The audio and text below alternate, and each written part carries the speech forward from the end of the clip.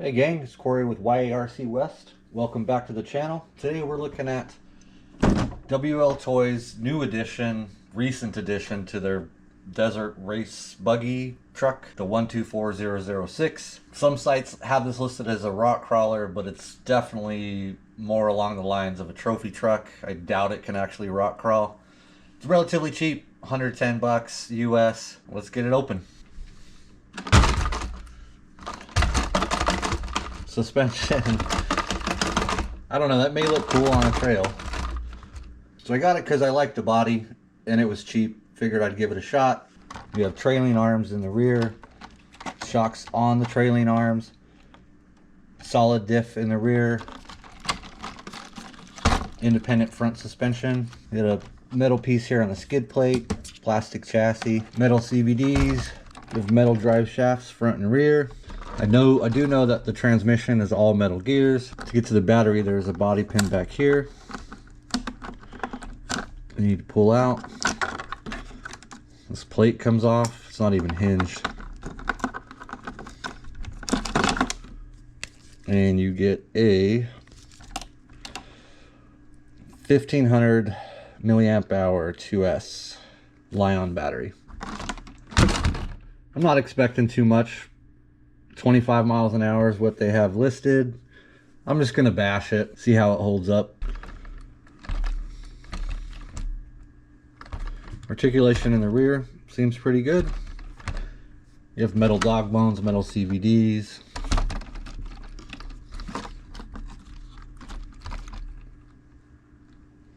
Inside the box you get your standard instruction booklet, an Allen key, charger. Here's your radio. You got throttle dual rate, steering trim. Nothing fancy. You got a foam wheel. You can easily reach it. Pretty good for one hand steering. There's a mode button here, which is maybe for the lights. The manual doesn't actually tell you what that button does. Alright gang, I actually spent some time getting the body off and it's an absolute pain in the butt. Everything is screws, there's no hexes. I said Allen wrench earlier, Allen key. It's actually a mini screwdriver. But you have 2 screws here, 2 screws underneath, 3 screws, 2 screws. There's 2 screws at the top here that are recessed. You can't even see them. You just have to get in there and pull it out. And then you can see it's kind of like hot glue heaven in here. Obviously it's a brushed can motor, we knew that. Looks like it has an aluminum motor mount, according to number 6 that it passed. 2-in-1 ESC receiver. We have our light controls on here as well. I don't know if they're always on or not, or if that toggle switch actually works. But you can get a look at the suspension here. Looks like they're collared, but they're actually not. These springs are super stiff too. As you can see in the front when you compress. That's really it. You're not getting a whole lot of compression in the front. There's like all that open space, even you push down all the way. But I mean, it's a $100 car. I don't really know what I'd expect. But yeah, now I have to put this thing back together, which isn't going to be a whole lot of fun, but hopefully bashing it is fun. All right, I'll see you guys out there. All right, gang, we're out here at the track. I took this WLToys around the track one time for a quick run before I started filming.